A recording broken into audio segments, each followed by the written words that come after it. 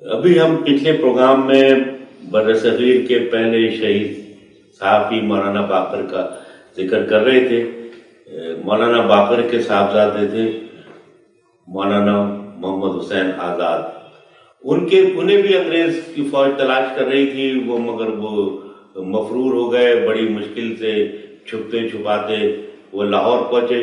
तो जब वो दिल्ली से निकल रहे थे तो उन्होंने मैदान में वो मंजर देखा था कि उनके वालिद को कैदियों के साथ खड़ा किया हुआ है, आंखों पे पट्टी बांधी गई है और कुछ देर बाद उन्हें गोली मार के शहीद कर दिया गया। फिर तो मोहम्मद हुसैन आज़ाद ने पंजाब में उर्दू की तरक्की के लिए बड़ा अहम किरदार अदा किया था। अच्छा, ये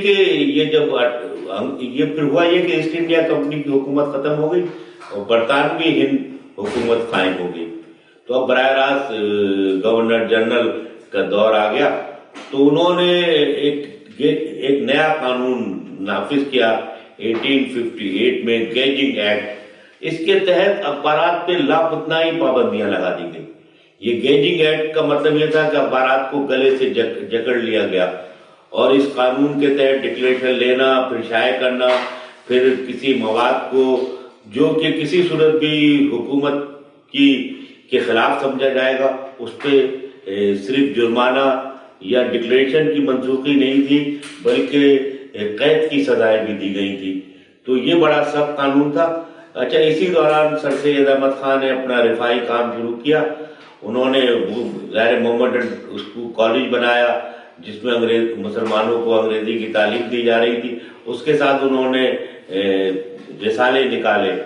वो रिसाले जो थे अखबार साइंटिफिक सोसाइटी जो था जिसमें साइंसी मज़ामीन होते थे, फिर एक और अखबार उन्होंने निकाला। तो इसमें उन्होंने संजीदा मज़ामीन को उर्दू में आसान जबान में बयान करना शुरू किया। असल में सर सैयद जो थे मिर्ज़ा गालिब के शागिर्द थे। तो मिर्ज़ा गालिब की जो खतूत थे वो बहुत आसान और सादा जबान में होते थे और मिर्ज़ा गालिब ने ही उन्हें मशवरा दिया था। सर सैयद ने किताब लिखी थी आसादुल सनादीद, जिसमें पुरानी इमारतों का जिक्र किया था।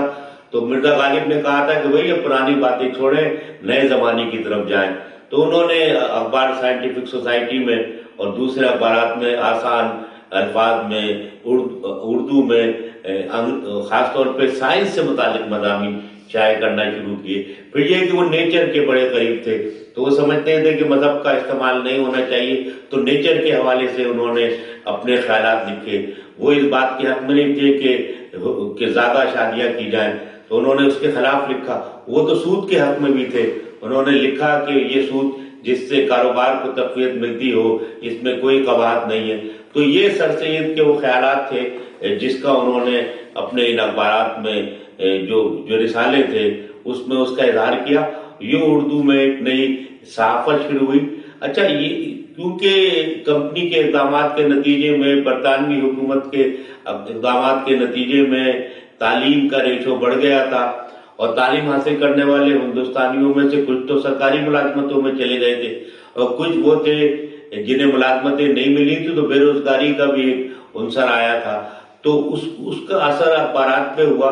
तो अखबारात का एक रवैया ब्रिटिश गवर्नमेंट के खिलाफ आने लगा, खास तौर पे मकामी अखबारात का। तो फिर 18वीं सदी के आखिर में अंग्रेजों ने एक कानून नाफिज किया जिसका वर्नाकुलर प्रेस एक्ट जो था उसका इतलाक से मकामी अखबारात पे होता था। उस पर फिर नई पाबंदियां लगा दी गई। क्योंकि अंग्रेजी के अखबार के सारे एडिटर अंग्रेज थे तो उन्हें इन पाबंदियों से मुबर्रा करार दिया गया। तो वर्नाकुलर प्रेस एक्ट ने भी खासा नुकसान पहुंचाया।